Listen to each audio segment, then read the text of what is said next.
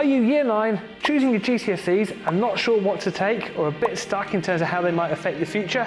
This video is for you. With choosing your GCSE options, it depends on the school that you're in as to when this happens. For many schools, it happens for Year 9, but for a few schools, it happens when you're Year 8. So you do have to check with your own individual school as to when it's going to happen for you. There are a few golden rules to consider when choosing your GCSE options though. First of all, you've got your compulsory subjects that you have to do. These are your solid foundation. Think of them like building blocks, and things like your maths, your English and your science. Every career is going to need those foundations. Maths helps you to work with all the numbers that you've got in any job you're doing. English, any job that you go into, you're going to have a good understanding of literacy and what you're doing. So you can, whether you're kind of writing reports or you're reading instructions, you're going to need your English. Science, because you need a foundation of how the world works. All three of these things you're going to need for the future, and they make you do it. So your first decision making has already been done for you. Depending on the school you're in will affect how many option choices that you've got. And these are the things you've got to be careful of.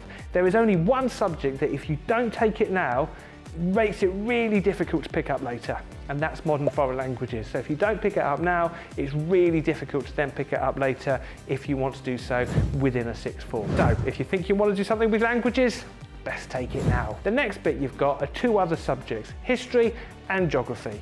With these ones, if you don't take history now or don't take geography now, there are still a few sixth forms that will let you take them if your other core subjects, your English, your maths, your science, are good enough, okay? However, the number of sixth forms that let you do that are reducing each year, so be careful. So if you think that you might want to do history or geography, your best bet is to take it now.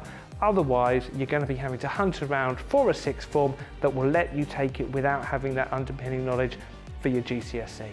Okay, so those are the first three. The next set of subjects you've got, all of these ones really kind of vary depending on where you're going, but they can all be picked up again later. Let me explain. If you decide not to take art now, but then at the end of year 11, you're like, oh no, I really want to go and do an art-based career, you can go to college and you can pick up art there, but you could have to learn it from the very basics upwards.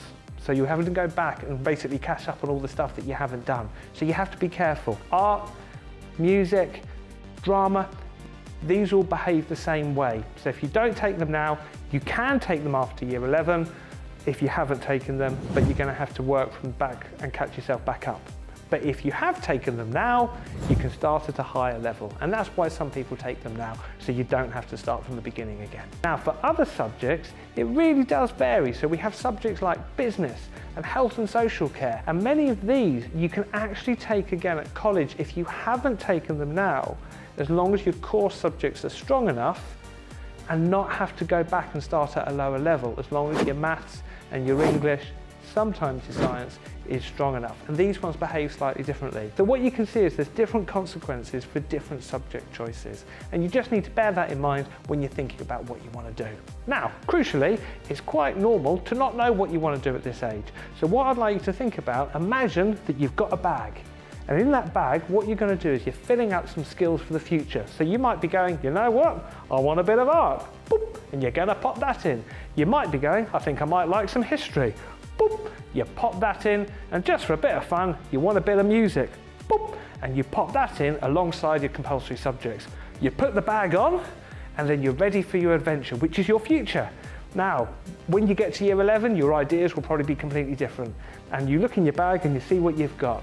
So think about, like, you're going on an adventure. What skills do you want to pull out of that bag in the future that will prepare you? And that's a really good way of thinking about it. Now, if you want any other further top tips or help, check out our Year 9 Options blog, which gives you a hell of a lot more detail to have a look at and some more useful web links to have a look at as well. But I hope this has been helpful, just as a useful starting point for you. I wish you all the best for the future.